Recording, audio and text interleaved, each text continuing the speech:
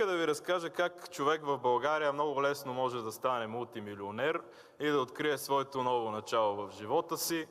Първо, трябва да открие една фирма, която е колекторска, може да се занимава с събиране на вземанията, може да я кръсти СГ Груп, например.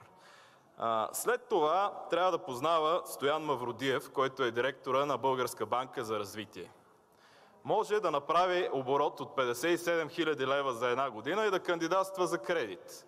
Сега си кажете какъв кредит ще му отпуснат с 57 000 лева печалба и без никакви имоти.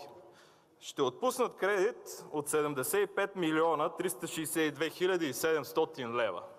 С този кредит СГ Груп може да продължи дейността си и е продължила дейността си, като купува пакет от кредити за 350 милиона лева за следващите 3 месеца. А през декември 2019 година прави облигационен заем за 203